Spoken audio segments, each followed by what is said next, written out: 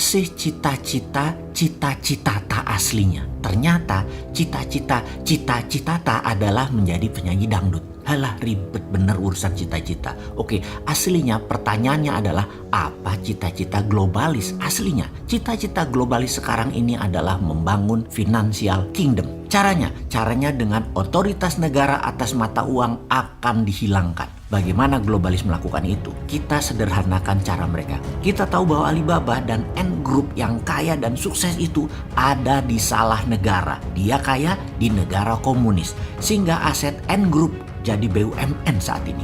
Manyun deh tuh pebisnis filsuf yang namanya Jack Ma.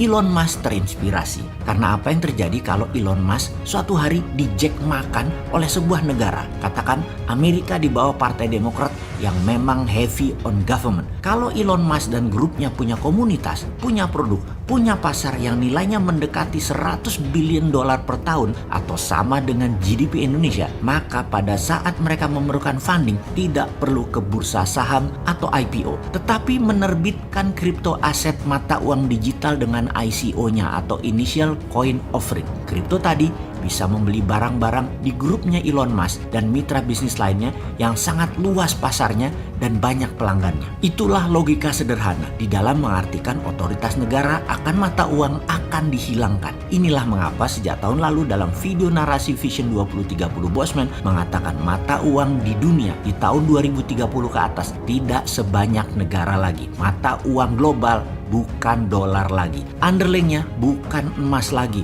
bukan hutang, tetapi algoritma pasar konsumen dan produksi mereka. Ini jauh lebih powerful ke depannya karena dunia menjadi digital. Aset digital jauh lebih bernilai dari aset fisik. Kuno fisik itu ke depannya. Kita sebagai manusia berdaulat, patriotis, nasionalis yang anti globalis dan anti penjajahan asing harus punya solusinya untuk mengcounter gerakan globalis karena mereka akan dengan cepat melahap seluruh dunia yang awalnya mereka menggunakan COVID sebagai biological warfare tool. Solusinya bagaimana buat Indonesia? Negara akan punya dua sistem keuangan saat ini sudah benar. Satu mata uang fiat fisik yang saat ini beredar kurang lebih 6.000 triliun rupiah. Yang satu lagi adalah e-rupiah, digital rupiah. Digital rupiah basisnya adalah create money atau cetak uang berbasis pinjaman. Pertama, minusnya APBN pemerintah, mintakan BI berhutang ke negara. Jangan terbalik, pemerintah ngutang ke BI, ngutangnya ke negara melalui BI. BI lah yang menerbitkan surat hutang, jangan negara yang menerbitkan surat hutang seperti selama ini.